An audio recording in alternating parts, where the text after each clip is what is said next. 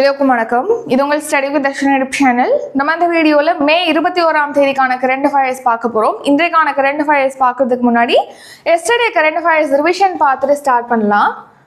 So கவனிங்க, 20 மே மந்த்துக்கான current affairs revision இப்போ பார்க்கலாம். ஃபர்ஸ்ட் கொஸ்டின், பத்திரிகை சுதந்திர குறியீடு 2025 இந்தியா எத்தனையாவது இடத்தை பிடித்துள்ளது? ஆன்சர் 151வது இடத்தை பிடிச்சிருக்கு. அடுத்து இரண்டாவது கேள்வி, இந்திய கடற்படைக்கு உள்நாட்டிலேயே சோனோ போய்கள் தயாரிக்கும் முதல் தனியார் நிறுவனம் எது? ஆன்சர் அதானி நிறுவனம். நிலவில் அணுமின் நிலையம் அமைக்க எந்த இரு நாடுகள் ஒப்பந்தம் மேற்கொண்டுள்ளது? ஆன்சர் சீனா மற்றும் ரஷ்யா தான் ஒப்பந்தம் மேற்கொண்டிருக்காங்க. ட்ரோன் சக்தி இயக்கம் எந்த ஆண்டு தொடங்கப்பட்டது? ஆன்சர் 2022ஆம் ஆண்டு. செனாப் நதிநீரின் இந்திய தரப்பு பயன்பாட்டு அளவை அதிகரிக்க கீழ்கண்ட எந்த கால்வாயின் நீளத்தை நீட்டிக்க மத்திய அரசு முடிவெடுத்துள்ளது? ஆன்சர் ஆப்ஷன் ஏ, ரன்பீர் கால்வாய். தேசிய கல்விக் கொள்கை 2020 எனும் மத யானை நூலை எழுதியவர் யார்? Answer option C, Anbil Mahesh Poyyamozhi. இலங்கையில் எத்தனையாவது முள்ளிவாய்க்கால் நினைவு தினமானது அனுசரிக்கப்படுகிறது? ஆன்சர் 16வது முள்ளிவாய்க்கால் நினைவு தினம். பயங்கரவாதத்துக்கு எதிராக இந்தியா மேற்கொண்டு வரும் கடுமையான நிலைப்பாட்டை எடுத்துரைக்க எத்தனை எம்பிக்கள் தலைமையில் குழு அமைக்கப்பட்டுள்ளது? ஆன்சர் 7 எம்பிக்கள் தலைமையில குழு. அரசமைப்பு சட்ட விதி 14 கூறுவது? ஆன்சர் சட்டத்தின் முன் சமத்துவம். எந்த ஆண்டுக்குள் 100 ஜிகாவாட் அணுமின் உற்பத்தி செய்ய மத்திய அரசு இலக்கு நிர்ணயித்துள்ளது? ஆன்சர் 2047ஆம் ஆண்டுக்குள். இத்தாலியன் ஓபன் டென்னிஸ் போட்டியில் சாம்பியன் பட்டம் வென்றவர் யார்? Answer Carlos Alcaraz. U19 தெற்காசிய கால்பந்து போட்டியில் எந்த அணி சாம்பியன் பட்டம் வென்றுள்ளது? Answer option A, India. 13வது கேள்வி, நிக்யூசர் டான் எந்த நாட்டின் அதிபராக தேர்வு செய்யப்பட்டுள்ளார்? Answer option B, Romania. இன்றைக்கான கரண்ட் அஃபேர்ஸ் பார்க்கலாம். ஃபர்ஸ்ட் கொஸ்டின், முழு கல்வி அறிவு பெற்ற நாட்டின் முதல் மாநிலம் எது? Answer option C, Mizoram. So இப்போ 100% நம்ம நாட்டிலே பார்த்தீங்கன்னா 100% கல்வி அறிவு பெற்ற முழு கல்வி அறிவு பெற்ற மாநிலமாக மிசோரம் மாநிலத்தை அறிவிச்சிருக்காங்க. மிசோரம் மாநிலத்துடைய முதலமைச்சர் லால்டுஹோமா. இவர் தான் இப்போ மிசோரம் மாநிலம் தான் நாட்டிலே முழு கல்வி அறிவு பெற்ற முதல் மாநிலம் அப்படின்னு சொல்லிட்டு அறிவிச்சிருக்காரு. மிசோரம் மாநிலம் பொறுத்த வரைக்கும் பார்த்தீங்கன்னா 2011ஆம் ஆண்டு மக்கள் தொகை கணக்கெடுப்பு லாஸ்ட் நடத்தினாங்க இல்லையா, அந்த கணக்கெடுப்பின்படி மிசோரம் மாநிலத்துடைய எழுத்தறிவு விகிதம் அப்படிங்கிறது 91.33% இருந்தது. இப்போ அது 100% எட்டி நம்ம நாட்டிலே முழு கல்வி அறிவு பெற்ற மாநிலம், முதல் மாநிலம் அப்படின்னு சொல்லிட்டு மிசோரத்தை அறிவிச்சிருக்காங்க. அடுத்த ரீசன்ட் நியூஸ் பாருங்க. இப்போ இந்தியாவுடைய முதல் குவாண்டம் கம்ப்யூட்டிங் கிராமத்தை ஆந்திர மாநிலம் நிறுவுவதாக அறிவிச்சிருக்காங்க. அடுத்து இந்தியாவுடைய பூட்டான், அதாவது இந்தியா மற்றும் பூட்டான் எல்லையில அசாம் மாநிலத்துல முதல் ஒருங்கிணைந்த எல்லைச்சாவடியானது அமைக்கப்பட்டிருக்கு. அடுத்து உலகின் முதல் ஆற்றல் பரிமாற்ற தோட்டமான பாபுஜி வனம் பார்த்தீங்கன்னா ஹைதராபாத்ல தொடங்கப்பட்டிருக்கு.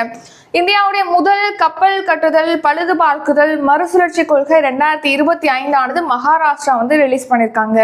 அடுத்து நம்ம நாட்டின் முதல் தானியங்கி துறைமுகம் மற்றும் முதல் ஆழ்கடல் துறைமுகமான விழிஞ்சம் துறைமுகமானது ரீசெண்டா ஓபன் பண்ணியிருக்காங்க. அது திருவனந்தபுரம், அதாவது கேரளாவுடைய திருவனந்தபுரம் அருகே விழிஞ்சம் துறைமுகமானது இருக்கு. அடுத்து பட்டியல் சமூகத்தினரை வகைப்படுத்தி இடஒதுக்கீடு வழங்கிய நம்ம நாட்டின் முதல் மாநிலம் எது அப்படின்னா அது தெலுங்கானா மாநிலம். இரண்டாவது கேள்வி, உலகின் மிகப்பெரிய சுகாதார காப்பீடு திட்டம் எந்த நாட்டில் செயல்படுத்தப்படுகிறது? Answer option A, India. So உலகிலே ஒரு மிகப்பெரிய சுகாதார காப்பீடு திட்டம் அப்படிங்கிறது நம்ம இந்தியாவில தான் செயல்படுத்தப்படுது. அது என்ன திட்டம் அப்படின்னா ஆயுஷ்மான் பாரத் மருத்துவ காப்பீடு திட்டம். ஆயுஷ்மான் பாரத் இருக்கு இல்லையா, அதுதான் மருத்துவ காப்பீடு திட்டம் 2018 ஸ்டார்ட் பண்ணிருப்பாங்க. இந்த திட்டத்தில் பார்த்தீங்கன்னா ஏழை குடும்பங்களுக்கு 5 லட்சம் ரூபாய் வரைக்கும் இலவச காப்பீடானது வழங்கப்படுகிறது. 5 லட்சம் ரூபாய் மதிப்பிலான காப்பீடு. ஸோ இந்த ஆயுஷ்மான் பாரத் தான் உலகின் மிகப்பெரிய மருத்துவ காப்பீடு திட்டமாக இருக்கு, சுகாதார காப்பீடு திட்டமா. ரீசெண்டா பார்த்தீங்கன்னா ஜெனீவால, சுவிட்சர்லாந்து நாட்டின் ஜெனீவால WHO வேர்ல்ட் ஹெல்த் ஆர்கனைசேஷனுடைய 78வது அமர்வானது நடைபெற்றது. அதுல பிரதமர் மோடி அவர்கள் உரையாற்றிருப்பாங்க. அந்த உரையில நிறைய முக்கியமான விஷயங்களை, சுகாதாரம் சம்பந்தமான இந்தியாவுடைய முன்னெடுப்புகள் சம்பந்தமான விஷயங்களை சொல்லியிருப்பாரு. ஸோ அதில் நமக்கு தேவையான கரண்ட் அஃபேர்ஸ் ரிலேட்டடான ஒரு விஷயம் தான் நம்ம பார்க்க போறோம். கவனிங்க, இப்போ உலகின் மிகப்பெரிய சுகாதார காப்பீடு திட்டமாக எந்த திட்டம் இருக்கு? ஆயுஷ்மான் பாரத் காப்பீடு திட்டம் இருக்கு. இது 2018 லான்ச் பண்ணியிருப்பாங்க. இந்த திட்டத்தின் கீழ் பாத்தீங்கன்னா 18 கோடி மக்கள் வந்து பயன்பெறாங்க. இந்த திட்டத்தில் இணைக்கப்பட்டிருக்காங்க அப்படின்னு சொல்லி தெரிவிச்சிருக்காங்க. ஸோ இவங்களுக்கு பார்த்தீங்கன்னா ஒவ்வொரு வருஷமும் 5 லட்சம் ரூபாய் மதிப்புல மருத்துவ காப்பீடானது வழங்கப்படுகிறது. திடீர் மருத்துவ செலவுகள் வருதுன்னா அதுக்கு இலவசமான சிகிச்சைகளானது வழங்கப்படுகிறது.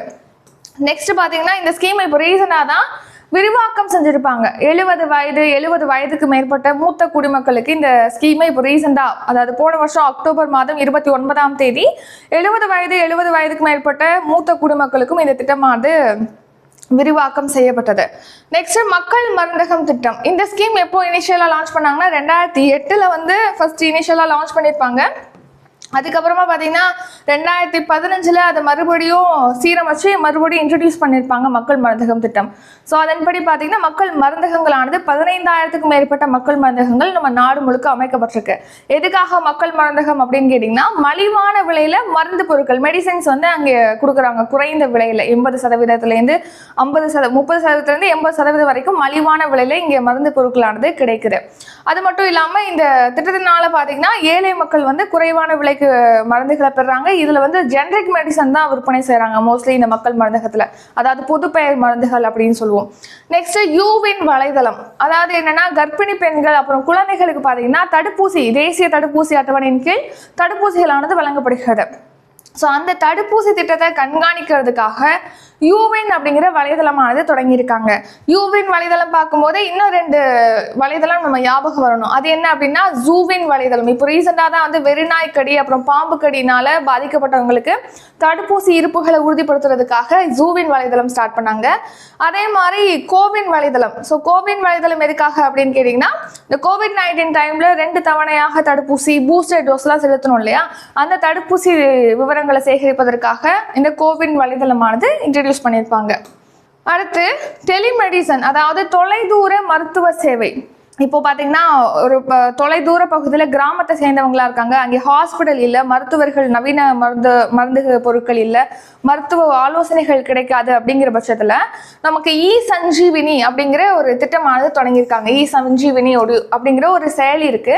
அந்த செயலி மூலமாக கிராமப்புறத்தை சேர்ந்தவங்க நகர்ப்புறங்களில் இருக்கக்கூடிய எந்த ஒரு மருத்துவர்கள்ட்டையுமே நம்ம வந்து ஆலோசனைகளை பெற்றுக்கொள்ள முடியும். ஸோ கிராமப்புறங்களை சேர்ந்தவங்க மருத்துவ ஆலோசனைகளை பெறுவதற்காக 2019 இ-சஞ்சீவனி தொடங்கப்பட்டது. அதாவது தொலைதூர மருத்துவ சேவையானது தொடங்கப்பட்டு கட்டணம் இல்லாம ஒரு 34 கோடிக்கும் அதிகமான ஆலோசனைகளானது வழங்கப்பட்டிருக்கு இந்த இ-சஞ்சீவனி மூலமா அப்படின்னு சொல்லி பிரதமர் மோடி பேசியிருக்காங்க.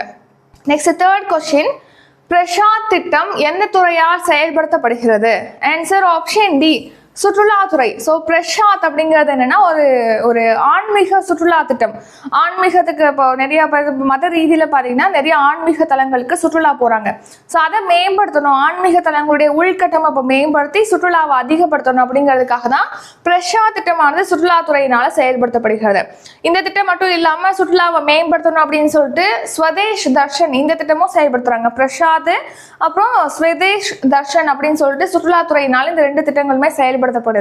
இதுல பிரசாத் அப்படிங்கிறது என்னன்னா ஆன்மீக தலங்களுடைய உள்கட்டமைப்பு மேம்படுத்தி அங்கே சுற்றுலாவை அதிகப்படுத்தணுங்கிறதுக்காக 2014ஆம் ஆண்டு ஜூன் 13ஆம் தேதி தொடங்கியிருப்பாங்க. இதுல பிரசாத் அப்படிங்கிறதோட ஃபில் ஃபார்ம் என்ன அப்படின்னா pilgrimage rejuvenation and spiritual augmentation drive அப்படிங்கிறதா பிரசாத் அப்படிங்கிறதோட ஃபில் ஃபார்ம். அடுத்த ஸ்கீம் பாருங்க, ஸ்வதேஷ் தர்ஷன். இது என்னன்னா சுற்றுலா தலங்களை மேம்படுத்துறது. இது பர்டிகுலரா ஆன்மீக தலங்களை மேம்படுத்துறதுக்கு பிரசாத். ஸ்வதேஷ் தர்ஷன் எதுக்காக அப்படின்னா இப்போ வெளிநாடுகள்லேருந்து நம்ம நாட்டுக்கு நிறைய இடங்களுக்கு சுற்றுலா வராங்க. தாஜ்மஹால் வராங்க, அந்த மாதிரி மாமல்லபுரத்துக்கு வராங்க, தஞ்சாவூர் கோயிலுக்கு போறாங்க, இந்த மாதிரி நிறைய சுற்றுலா தலங்களுக்கு போறாங்க இல்லையா. ஸோ அந்த சுற்றுலா தலங்களை வந்து தீம் அடிப்படையில் ஒரு கருப்பொருளின் அடிப்படையில் அந்த ஒரு சுற்றுலா தலத்தை மேம்படுத்தி அங்கே இன்னும் சுற்றுலாவை வந்து இன்க்ரீஸ் பண்ணணும் அப்படிங்கிறதுக்காக தான் இந்த ஸ்வதேஷ் தர்ஷன் ஸ்கீம் அப்படிங்கிறது 2015ஆம் ஆண்டு தொடங்கப்பட்டது. ஸோ கருப்பொருள் அடிப்படையில் சுற்றுலாவை மேம்படுத்துறதுக்காக. 4வது கேள்வி, பள்ளி கல்வித்துறை சார்பில் அரசு பள்ளி மாணவர்கள் ஆசிரியர்களுக்கென வெளியிடப்படும் பருவ இதழ் என்ன? ஆன்சர் ஆப்ஷன் டி, அனைத்தும். ஸோ இப்போது நம்ம தமிழ்நாடு பள்ளிகளில் பார்த்தீங்கன்னா பள்ளி கல்வித்துறை சார்பில் இந்த தேன் சிட்டு, அப்புறம் பார்த்தீங்கன்னா புது ஊஞ்சல், நெக்ஸ்ட் கனவு ஆசிரியர்னு சொல்லிட்டு அங்கே படிக்கக்கூடிய மாணவர்களுக்காகவும் ஆசிரியர்களுக்காகவும் பருவ இதழானது வெளியிடப்படுகிறது. ஸோ இதில் தேன் சிட்டு, புது ஊஞ்சல் அப்படிங்கிறது மாணவர்களுக்காக ரிலீஸ் பண்ணுறாங்க. கனவு ஆசிரியர் அப்படிங்கிறது ஆசிரியர்களுக்காக வெளியிடப்படக்கூடிய ஒரு மாதாந்திர பருவ இதழ் தான் கனவு ஆசிரியர் அப்படிங்கிற இதழ். இதில் தேன் சிட்டு இதழ் பார்த்தீங்கன்னா 6லேருந்து 9ஆம் வகுப்பு படிக்கக்கூடிய பள்ளி மாணவர்களுக்கு, கவர்மெண்ட் ஸ்கூல் மாணவர்களுக்கு மாதம் 2 தடவை வந்து கொடுக்குறாங்க. அடுத்து புது ஊஞ்சல் அப்படிங்கிற இதழ் பார்த்தீங்கன்னா 4 மற்றும் 5ஆம் வகுப்பு படிக்கிறாங்களே மாணவர்கள், அவங்களுக்கு மாதம் இருமுறை வந்து இந்த இதழானது வெளியிடப்படுகிறது. அடுத்து கனவு ஆசிரியர் அப்படிங்கிற மாத இதழானது ஆசிரியர்களுக்காக ரிலீஸ் பண்றாங்க, ஆசிரியர்கள் படிக்கிறதுக்காக. இந்த 3 இதழ்களுமே, பருவ இதழ்களுமே ரிலீஸ் பண்ண எப்போ ஸ்டார்ட் பண்ணாங்க அப்படின்னா 2022 ஸ்டார்ட் பண்ணாங்க. எதுக்காக அப்படின்னா, இப்போ குழந்தைகள் இருக்காங்கன்னா அவங்களுக்கு என்னென்ன தேவை, அவங்களுக்கு இப்போ என்னென்னலாம் தெரிஞ்சுக்கணுமோ அதை தெரிஞ்சுக்கிறதுக்கு, அவங்க சுவையான கதைகள் இதில் இடம்பெற்றிருக்கும். ஸோ கதைகளை படிக்க முடியும். நெக்ஸ்ட் அவங்க செய்திகள், முக்கியமான செய்திகள்லாம் இந்த இதழில் இடம்பெற்றிருக்கும். ஸோ மாதம் 2 தடவை ரிலீஸ் பண்ணுறாங்க தேன் சிட்டு, புது ஊஞ்சல். அதை படித்து அவங்க நாலேஜை இன்னும் இம்ப்ரூவ் பண்ணிக்கலாம் அப்படிங்கிறதுக்காக. அடுத்து 5வது கேள்வி, புதிய பாரத எழுத்தறிவு திட்டம் எந்த ஆண்டு தொடங்கப்பட்டது? ஆன்சர் ஆப்ஷன் ஏ, 2022ஆம் ஆண்டு. 2022ஆம் ஆண்டு தான் புதிய பாரத எழுத்தறிவு திட்டம், அதாவது நியூ இந்தியா லிட்ரஸி ப்ரோக்ராம் சொல்லுவாங்க. 15 வயதுக்கு மேற்பட்டவங்களா இருக்காங்க, ஆனால் அவங்களுக்கு வந்து கல்வி பயிலலை அப்படின்னா, அதாவது இப்போது நிறைய பேர் பார்த்தீங்கன்னா ஒரு சில காரணங்களால் பள்ளி படிக்காமே இருப்பாங்க, சில பேர் பாதிலே ட்ராப் அவுட் ஆகிருப்பாங்க. ஸோ அதனால் அந்த அடிப்படை கல்வி அறிவு அப்படிங்கிறது அவங்களுக்கு கிடச்சிருக்காது. அதனால 15 வயதுக்கு மேற்பட்ட நபர்கள், அதுவும் கல்வி பெறாத நபர்களாக இருக்காங்க, அவங்களுக்கு ஸ்கூலில் படிக்கலை அப்படிங்கிற பட்சத்தில் அவங்களுக்கு அடிப்படை கல்வி அறிவை தன்னார்வலர்கள் மூலமாக வழங்கணும் அப்படிங்கிறதுக்காக தான் புதிய பாரத எழுத்தறிவு திட்டம் 2022 ஸ்டார்ட் பண்ணியிருப்பாங்க. நியூ பாரத் லிட்ரஸி ப்ரோக்ராம் அல்லது உல்லாஸ் திட்டம் அப்படின்னு இந்த ஸ்கீமை கேட்கலாம். புதிய பாரத எழுத்தறிவு திட்டம் அப்படின்னு கேட்கலாம், அல்லது உல்லாஸ் திட்டம். உல்லாஸ் அப்படின்னா என்னன்னா, understanding of life long learning for all in society. அதாவது அனைவருமே, சொசைட்டியில் இருக்கக்கூடிய அனைவருமே வாழ்க்கை முழுவதும் அவங்க வந்து படிப்பதை ஊக்குவிக்கும் வகையில் இந்த உல்லாஸ் திட்டம், அதாவது new Bharat literacy programme 2022 launch பண்ணியிருக்காங்க. இந்த திட்டம் மூலமாக கல்வி கற்காத நபர்கள், 15 வயதுக்கு மேற்பட்ட நபர்களாக இருக்காங்க அப்படின்னா அவங்களுக்கு தன்னார்வலர்கள் மூலமாக அடிப்படை எழுத்தறிவானது வழங்கப்படுகிறது. ஏன்னா இப்போ இனிமேல் பார்த்தீங்கன்னா ஃபுல் அண்ட் ஃபுல்லி வந்து படிக்கலாட்டி எதுவுமே நம்மளால பண்ண முடியாது. ஸோ நீங்கள் போகிறீங்க, ஒரு இடத்துக்கு போகிறீங்கன்னா அந்த இங்கே போர்டு போட்டிருப்பாங்க, நீங்கள் எந்த ஊருக்கு போகிறீங்க அப்படிங்கிறத தெரிஞ்சுக்கிறதுக்கே அந்த படிக்க வேண்டிய அவசியமானது, எங்கே போறீங்கிறத தெரிஞ்சுக்கிறதுக்கு, இப்போ எந்த இடத்துல இருக்கீங்கன்னு தெரிஞ்சுக்கிறதுக்கு போர்டை வச்சு நம்ம பார்க்கணும் அப்படின்னா அதுக்கு வந்து படிச்சிருக்கணும், கம்பல்சரி எழுத்தறிவு இருக்கணும், அடிப்படை எழுத்தறிவு, அதை வழங்கணுங்கிறதுக்காக. நெக்ஸ்ட் 2027ஆம் ஆண்டுக்குள்ள இந்த திட்டத்தின் கீழ் பார்த்தீங்கன்னா 5 கோடி பேருக்கு வந்து இந்த மாதிரி கல்வி கற்பிக்கிறதுக்கு இலக்கு நிர்ணயிச்சிருக்காங்க. நம்ம தமிழ்நாட்டில் பார்த்தீங்கன்னா இந்த திட்டத்தின் கீழ் பள்ளி சாரா மற்றும் வயது வந்தோர் கல்வி இயக்குநரகம் மூலமாக 3 ஆண்டுகள், லாஸ்ட் 3 இயர்ஸ்ல சுமார் 15 லட்சம் பேருக்கு அடிப்படை எழுத்தறிவு கல்வியானது வழங்கப்பட்டிருக்கு அப்படின்னு சொல்லி தெரிவிச்சிருக்காங்க புதிய பாரத எழுத்தறிவு திட்டத்தின் கீழ். இது வந்து மத்திய அரசு திட்டம். நெக்ஸ்ட் 6வது கேள்வி, அட்ரியன் கர்மாகர் கீழ்கண்ட எந்த விளையாட்டுடன் தொடர்புடையவர்? ஆன்சர் துப்பாக்கி சுடுதல். ஸோ இப்போ ஜூனியர் உலகக்கோப்பை போட்டியானது ஜெர்மனியில் நடைபெற்றது. ஜூனியர் உலகக்கோப்பை துப்பாக்கி சுடுதல் போட்டி, அதில் இந்திய துப்பாக்கி சுடுதல் வீரர் அட்ரியன் கர்மாகர் பார்த்தீங்கன்னா வெள்ளிப்பதக்கம் வின் பண்ணியிருக்காரு. ஸோ எந்த பிரிவில் இவர் வின் பண்ணியிருக்காரு வெள்ளிப்பதக்கம் அப்படின்னா, ஆடவருக்கான 50 மீட்டர் ரைஃபிள் ப்ரோன் பிரிவில் தான் அட்ரியன் கர்மாகர் வந்து இந்த ஜெர்மனியில் நடைபெற்ற உலக ஜூனியர் துப்பாக்கி சுடுதல் போட்டியில் வெள்ளி வின் பண்ணியிருக்காரு. இவர் ஏற்கனவே பார்த்தீங்கன்னா தேசிய துப்பாக்கி சுடுதல் போட்டியில் வந்து 50 மீட்டர் ரைஃபிள் 3 பொசிஷன்ஸ் பிரிவில் சாம்பியனாக இருக்காரு, தேசிய ஜூனியர் சாம்பியனாக இருக்கார் இவர். நெக்ஸ்ட் 7வது கேள்வி, மும்பை அகமதாபாத் புல்லட் ரயில் திட்டம் எந்த நாட்டின் உதவியுடன் செயல்படுத்தப்படுகிறது? Answer option B, Japan. So Japan நாட்டுடைய நிதி உதவியின் மூலமாக தான் இப்போ மும்பை டு அகமதாபாத், மும்பை மற்றும் அகமதாபாத் இடையிலான முதல் புல்லட் ரயில் திட்டமானது செயல்படுத்தப்படுகிறது. ஸோ இந்தியாவிலே ஃபர்ஸ்ட் டைம் பார்த்தீங்கன்னா முதல் புல்லட் ரயில் திட்டமானது எங்கே மேற்கொள்றாங்க அப்படின்னா மும்பை டு அகமதாபாத் இடையே. மும்பை வந்து மகாராஷ்டிராவில் இருக்கு, அகமதாபாத் வந்து குஜராத்தில் இருக்கு. ஸோ மும்பை டு அகமதாபாத் இடையே இந்தியாவின் முதல் புல்லட் ரயிலானது இயக்க போறாங்க. அதுக்கான அந்த வழித்தடங்கள் அமைக்கும் பணிகளானது இப்போ மேற்கொள்ளப்பட்டு வருது. இப்போ என்னன்னா கரண்ட்லி ஒரு 300 கிலோமீட்டர் நீளத்துக்கு மேம்பால பணிகளானது நிறைவடைஞ்சிருக்குன்னு சொல்லியிருக்காங்க. அதனால தான் இந்த புல்லட் ரயில் திட்டத்தை பற்றி பார்க்குறோம். ஸோ இந்த திட்டத்துடைய மொத்த மதிப்பீடு என்ன அப்படின்னு கேட்டிங்கன்னா 1.08 லட்சம் கோடி மதிப்பீட்டில் புல்லட் ரயில் திட்டமானது செயல்படுத்துகிறாங்க. அதில் மத்திய அரசு வந்து 10,000 கோடி நிதி கொடுக்குறாங்க. குஜராத் மாநிலம் வந்து 5,000 ரூபாயும், மகாராஷ்டிராவும் 5,000 கோடி வந்து வழங்குறாங்க. மீதமுள்ள தொகையை பார்த்தீங்கன்னா ஜப்பான் நாட்டுக்கிட்டேருந்து கடனாக பெறாங்க. எத்தனை சதவீத வட்டி விகிதத்துக்கு அப்படின்னா 0.1% வட்டிக்கு வந்து ஜப்பான்கிட்டேருந்து கடனாக பெறாங்க. ஸோ ஜப்பானுடைய இந்த உதவி மூலமாக தான் இந்த புல்லட் ரயில் திட்டமானது செயல்படுத்தப்படுகிறது. நெக்ஸ்ட் 8வது கேள்வி, சமீபத்தில் காலமான ஜெயந்த் நார்லிகர் கீழ்கண்ட எதனுடன் தொடர்புடையவர்? ஆன்சர் ஆப்ஷன் சி, விஞ்ஞானி.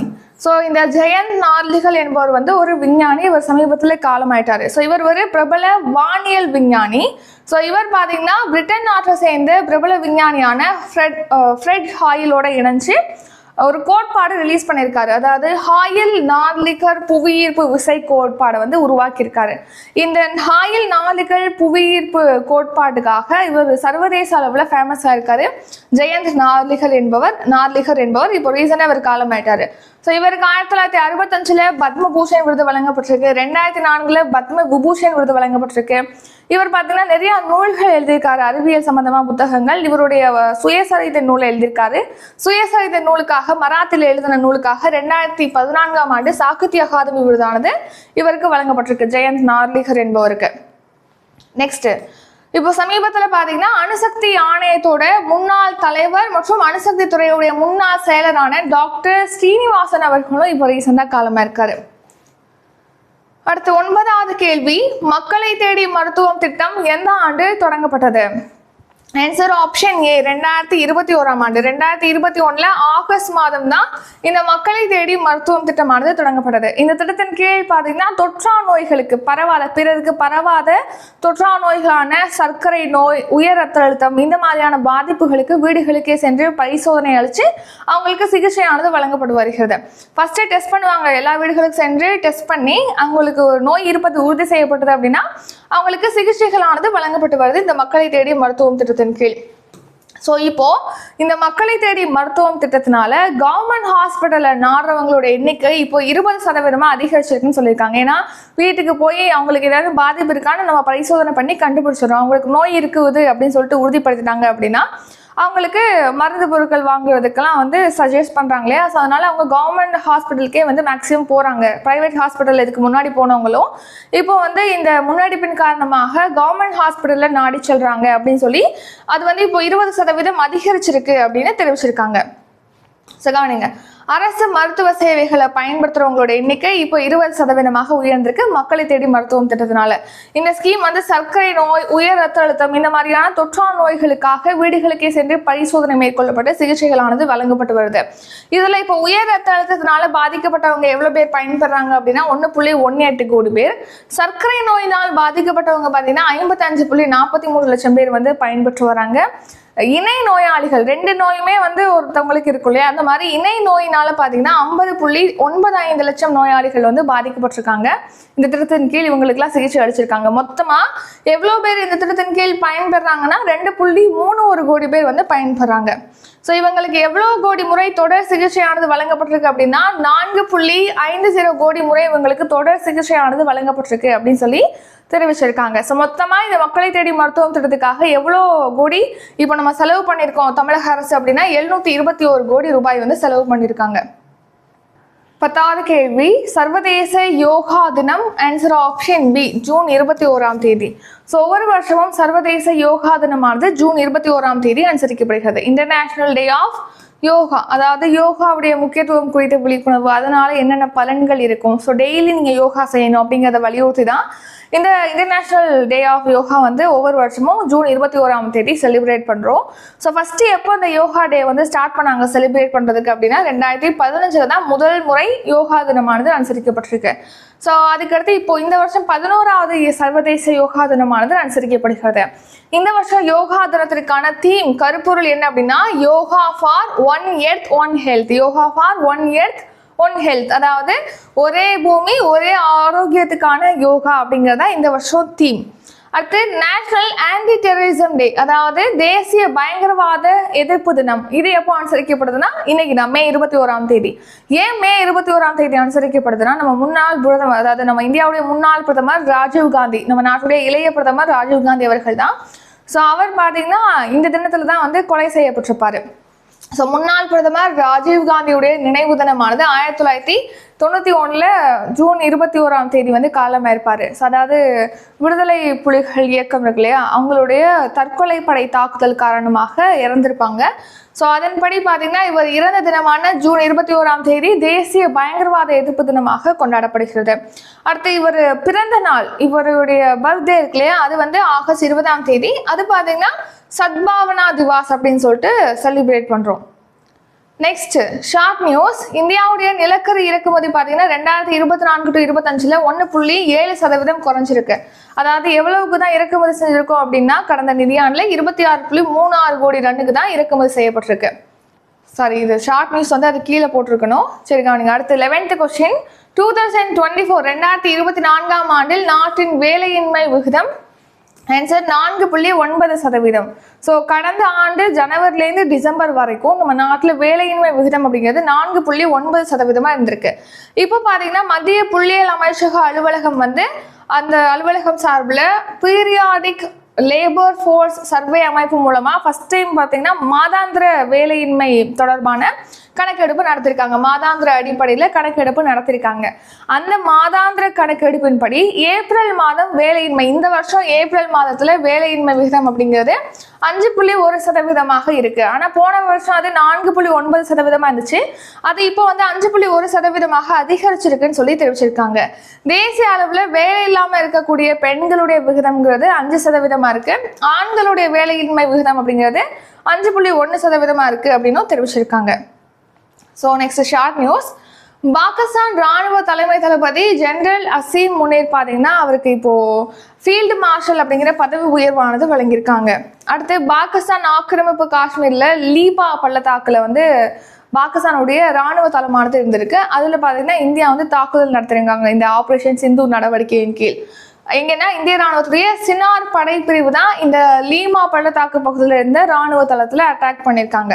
இதுல பாத்தீங்கன்னா உள்நாட்டுல தயாரிக்கப்பட்ட ஆகாஷ் தீப் அப்படிங்கிற ஒரு ரேடார் அமைப்பானது முக்கியமான பங்களிப்பு ஆற்றிருக்கு. இந்த பணியை வந்து இந்திய ராணுவம் செய்து முடிக்கிறதுக்கு இது ஒரு முக்கிய பங்களிப்பு ஆற்றிருக்குன்னு சொல்லிட்டு தெரிவிச்சிருக்காங்க. அடுத்து அமிர்தசரஸ்ல பாத்தீங்கன்னா சீக்கியர்களுடைய புனித பொற்கோவிலானது இருக்கு.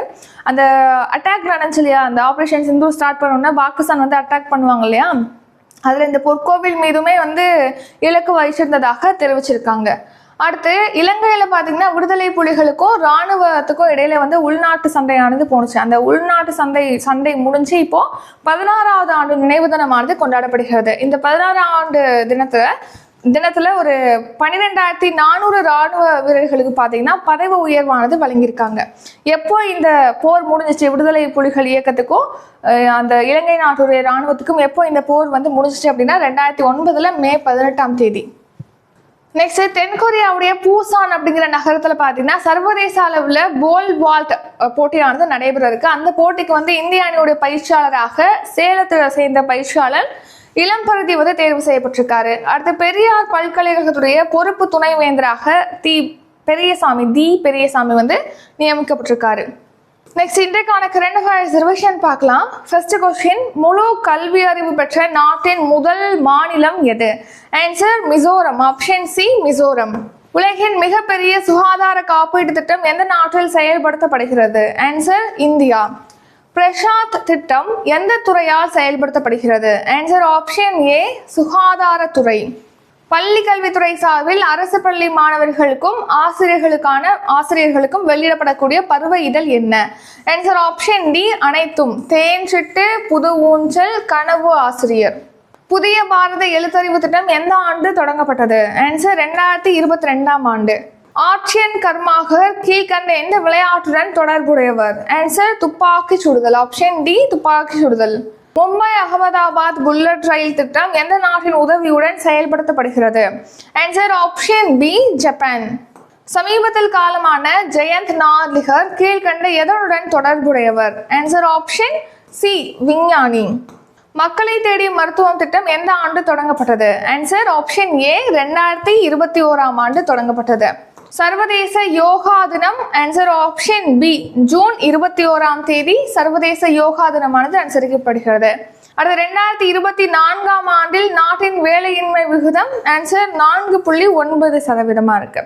இத்துடன் இன்றைக்கான கரண்ட் அஃபேர்ஸ் வீடியோ நிறைவடைகிறது. இந்த வீடியோ உங்களுக்கு பிடிச்சிருந்தா லைக் பண்ணுங்க, ஷேர் பண்ணுங்க. நம்ம சேனலை நீங்க இன்னும் சப்ஸ்கிரைப் பண்ணலாம், மறக்காம சப்ஸ்கிரைப் பண்ணிக்கோங்க. நன்றி, வணக்கம்.